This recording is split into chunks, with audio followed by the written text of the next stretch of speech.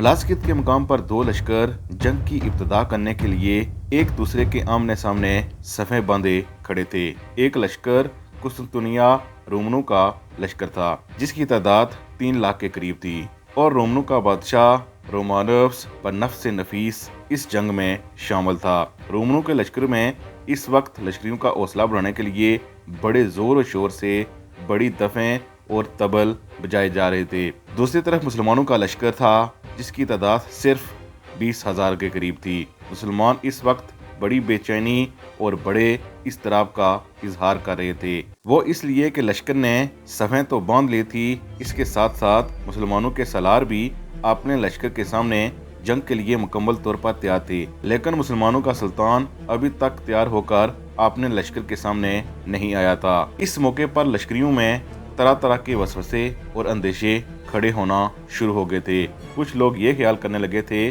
کہ شاید ہمارے لشکر کی تعداد صرف 20,000 ہے اور ہمارے مقابلے میں رومیوں کے لشکر کی تعداد 3 لاکھ ہے، اس بنا پر ہمارا سلطان اپنے لشکر کے سامنے نہیں آ رہا۔ لشکر میں عجیب طرح کی کسر پسر جاری تھی، اسی لیے سلطان کا اپنے لشکریوں کے سامنے نہ آنا لشکریوں کے لیے بددلی کا باعث بن رہا تھا۔ مسلمانوں کے لشکر کے سامنے جو سالار کھڑے تھے وہ بھی عجیب طرح سے کبھی سامنے دشمن کی طرف دیکھتے، کبھی پشت پر پڑاؤ کی طرف ان کی نگاہیں جم جاتی۔ الغرض انہیں بڑی بے چینی سے اپنے سلطان کا انتظار تھا۔ مسلمان لشکری تعداد کی قلت اور کثرت پر یقین نہیں رکھتے تھے۔ اگر ان کا سلطان ان کے سامنے ہو تو وہ طوفان سے بھی ٹکرا جانے والے تھے۔ ان کے اضطراب اور پریشانی کی وجہ رومن نہیں تھے بلکہ اپنے سلطان کی غیر حاضری تھی۔ اچانک مسلمانوں کے لشکر میں ایک ہلچل سی مچ گئی، خوشی اور اطمینان کی لہر دور اٹھی۔ وہ اس لیے کہ ان کا سلطان اپنے سفید گھوڑے پر سوار دوڑتا ہوا اپنے لشکر کے اگلے حصے کی طرف آ چکا تھا۔ جب مسلمان لشکریوں اور سالاروں نے اپنے سلطان کو دیکھا تو لشکر میں عجیب سی کیفیت طاری ہو گئی۔ لشکری عجیب سے جذبے، جوش اور ولولے میں تکبیر بلند کرنے لگے، نعرے لگانے لگے، اور کچھ لشکری اتنے جذباتی ہو گئے کہ بیچارے رونے ہی لگے۔ لشکر میں اس موقع پر کئی لشکریوں کی ہچکیاں اور سسکیاں سنائی دینے لگی تھیں، اس لیے کہ ان کا سلطان جس وقت پڑاؤ سے نکل کر لشکر کے اگلے حصے کی طرف آیا تھا تو انہوں نے دیکھا کہ وہ سفید گھوڑے پر سوار تھا اور اپنے لباس کے بجائے وہ کفن پہن کر آیا ہوا تھا۔ مسلمان کا سلطان جب اس لشکر کے سامنے آیا تو لشکر میں ایک عجیب جوش و ولولہ اٹھ کھڑا ہوا۔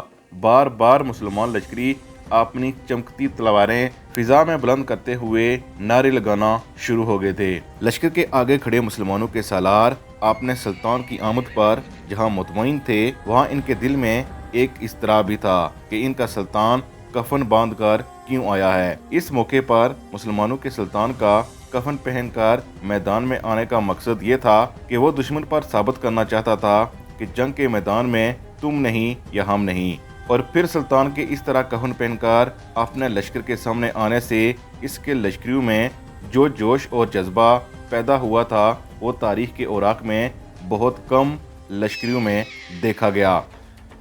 اپنے سلطان کی آمد کے بعد جب مسلمان لشکری عجیب جوش و جذبے میں تکبیریں بلند کر رہے تھے تب مسلمانوں کے سلطان نے جنگ کی ابتدا کرنے کا حکم دیا۔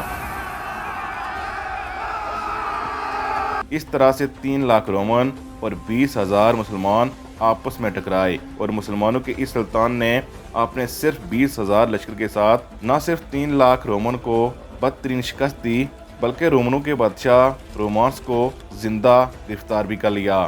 مسلمانوں کا یہ سلطان الپ ارسلان سلجوقی تھا۔ سلطان الپ ارسلان 425 ہجری میں پیدا ہوا۔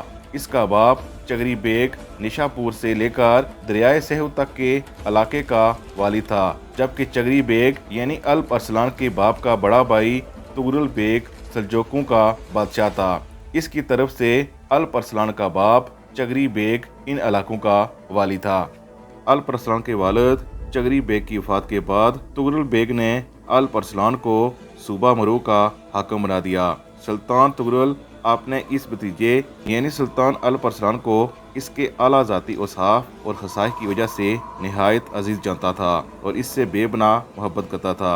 इसने लोगों को यही तासर दे रखा था कि अल-परसलान ही इसका वली अहद होगा और हकीकत भी यही थी कि सुल्तान तुगरुल बेग के बाद हर लिहाज से सुल्तान अल-परसलान ही इसकी जानशीनी का अहल था। लेकिन हालात की सितम ज़रीफ़ी ने दूसरा रुख अख्तियार कर लिया। सुल्तान तुगरुल बेग के बाद इसकी सल्तनत के अंदर इख्तलाफात और फसादात उठ खड़े हुए। हुआ यूं कि जब सुल्तान अल-परसलान का बाप चगरी बेग दाऊद फोत हो गया तो इसकी एक सौतेली माँ से सुल्तान तुगरुल बेग ने निकाह कर लिया था। इस खातून का एक बेटा जिसका नाम सुलेमान था। ये सुल्तान अल-परसलान के बाप से सगा और माँ से सौतेला भाई था। सुल्तान तुगरुल बेग की ये बीवी और अल-परसलान की सौतेली माँ बराबर सुल्तान तुगरुल बेग पर दबाव डालती रही कि वो अल-परसलान के बजाय इसके बेटे सुलेमान को अपना जानशीन और वली अहद नामजद करे।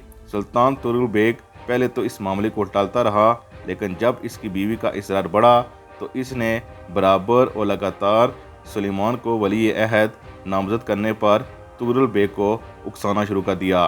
तब सुल्तान तुगरुल बेग ने तंग आकर अल-परसलान की जगह सुलेमान को नामजद कर दिया।